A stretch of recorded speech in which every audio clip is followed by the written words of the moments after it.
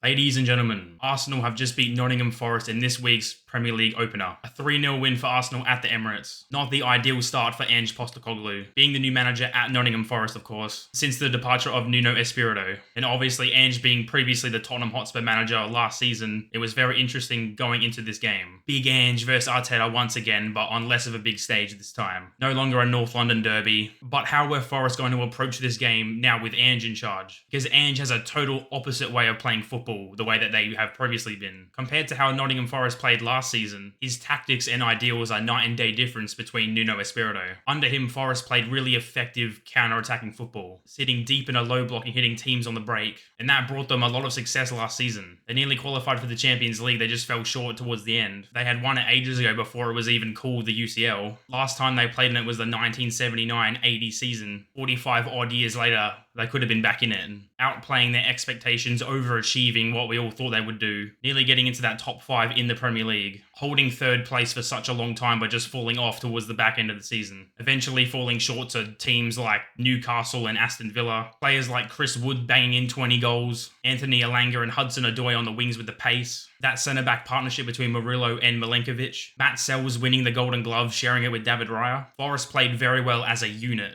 a compact unit happy to sit in their block and counter-attack teams when the opportunity arises. But now Ange comes in just after 3 games of the new season, and it looks like Forest are trying to change their whole identity that they've built for themselves, despite Forest having the ideal players to play in that system that they were playing. Now Ange brings entertainment, he's a character, he brings more exciting football to watch, open attacking football matches, with his famous high line that we saw get exposed while he was at Spurs. Players like Murillo and Milenkovic won't survive in a high line like that, and they are good defenders, they just don't suit that system. Not every centre-back is Van de Ven and has insane recovery speeds. We saw Dragusin and Romero struggle for Spurs, playing Ange's way when he was in charge. Will we see Ange deploy that tactic and ruin what Forest have built for themselves and their identity that they have built for themselves? Anyway, that's the Forest point of view. Now for Arsenal, they were the very clear favourites going into this match, of course, even without all the behind the scenes at Forest. Now Arsenal were obviously looking for that Premier League title. Now they have all their squad depth and quality. There should be no more excuses from Arteta. They have all the pieces now it's just the little things, like improving their home form compared to the rest of the league. They were only 5th in the league based off their home form last season. The Emirates isn't quite that scary place to visit just yet, and there's also a mentality thing. Arsenal need to believe that they can win the league. They need to play like it, like they did in this match. Not set up to defend and play for a draw in the big games in the league. I know it's a pretty disjointed Forest team, but Arsenal were way more of that free-flowing attacking side in this match. And after losing to Liverpool last match week, of course, they need to win this game. So Arteta made some changes now with some players back, but there's also Champions League around the corner now. That starts very soon, midweek, so Declan Rice was rested for most of this match, with Mikel Merino playing in his spot.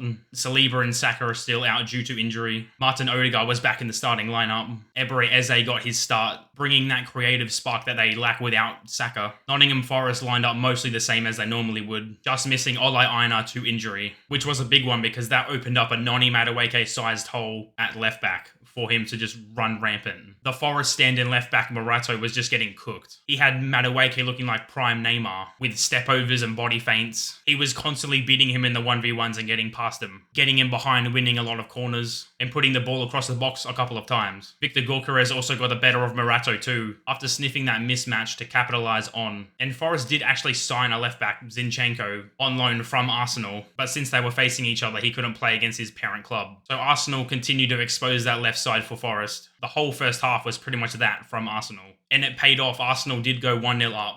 Martin Zubimendi scored a beautiful volley. Madueke crossing it in from the corner with the in-swinging cross with the left foot on the right side. The ball gets cleared to the edge of the box, and Zubimendi catches the ball so clean, strikes it through bodies and past Matt Sells in the Forest net. Once again, Arsenal from set pieces. The deliveries were crazy good. Every corner, whether it was Eze or Madueke, was placed right on that 6-yard line between bodies, and the keeper had to scramble to get it away. Arsenal, however, actually had way more chances to go more than 1-0 up during that first half. Forest was stuck in their own half, just taking all the pressure from Arsenal. Forest couldn't get up the pitch. Eze was looking for that first Arsenal goal of his. Merino should have scored very early on from a cross from a free kick. Zubimendi had another great chance similar to the one that he scored. It just seems to be that final action from an Arsenal point of view was just not coming off. But hey, they went 1-0 up, but there is other talking points of the first half. One of them being Martin Odegaard being injured once again. He got swept up and fell on that same shoulder that he injured previously, re-injuring that same right shoulder that he's just recovered from. He had to get subbed off after fighting it. Ethan Wyneri came on for him. Murillo for Forest was also injured during that first half. Right after Zubimendi's goal, he was in a lot of discomfort, and I'm not actually sure what it was, but he came off, and then Forest had to reshuffle their whole back line. Neko Williams went from right back to left back.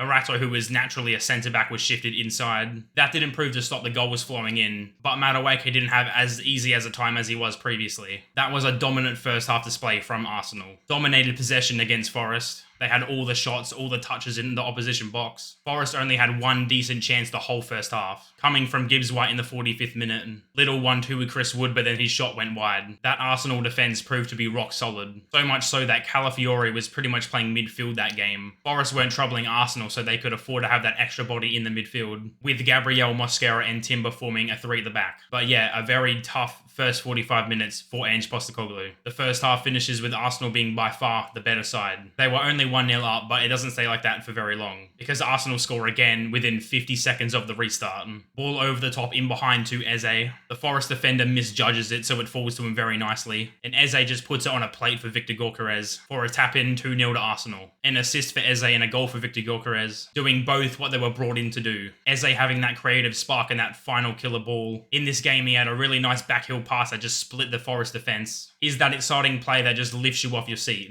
And Gyorkerez just being that presence in the box, being there when the ball comes in, not having to be involved in much of the play, but putting it in the back of the net when needed. This second half was more of the same that came in the first. Arsenal doing what they were doing best, controlling the game. Forest did look a little bit better from an attacking standpoint after substitutions were made, but before them, Chris Wood actually had a really weird fluke shot that hit the crossbar. The ball comes from Ndoye on the right side. He fizzes it in the box and hits Wood accidentally, it seems, and the ball just smacks the crossbar after David Raya gets fingertips to it. No clear-cut chances for Forest, but at least they were actually getting into Arsenal's half. Gyorkerez hit the woodwork as well. Near post strike after breaking on the attack with Eze alongside him. Drifts in and off the left side, 1-2 with Madueke, and rattles the crossbar looking for another goal. Declan Rice did get subbed on in this game, coming on for Gyorkerez, for Moreno to presumably move into the number 9 spot. And Rice did almost immediately get onto the score sheet.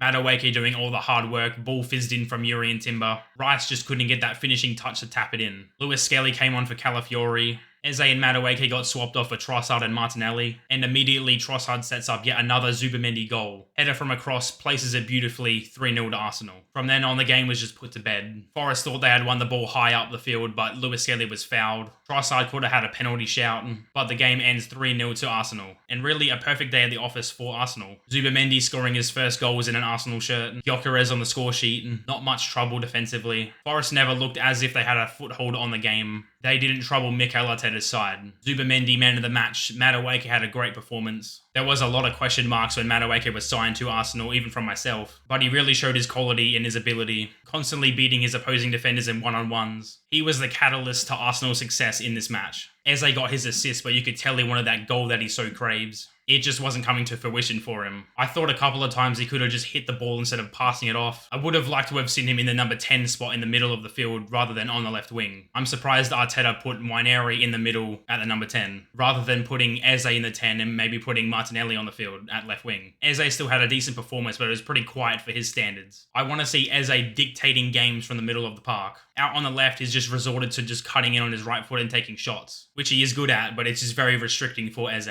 But yeah, Arsenal's squad depth is proving to be very useful. That's why they've brought them all in. No Saka or Odegaard in the attack, but still having players like Eze and Madueke to fill in is very good. Not having to rely as much just on Bukayo Saka, not having to rely as much just on Martin Odegaard, like Arsenal have been these past couple of seasons. Now into the Champions League midweek for Arsenal. They face Athletic Club in Spain. Declan Rice will be fresh for the 90 minutes. Saliba will reportedly be back for that game. Unsure about Saka, but Arsenal have those extra bodies in now to cover for him. As for Nottingham Forest, they've had a pretty rocky start to the season. 1 win, a draw, and 2 3-0 defeats in a row now. West Ham last time out, and now it's Arsenal, having a new manager come in just after 3 games. They only lost Anthony Elanga in the transfer window, but they don't look anything like themselves. But we are only 4 games in, and there's still a whole season ahead of us. They are in the Europa League this season. Forest are built like a pretty good cup team. They got to the semis of the FA Cup last season. They have Ange now, who of course won the Europa League with Spurs last season. Anything can happen, and we know that Ange wins in his second season season, mate. We'll see where it goes. There are other results in for this Premier League match week.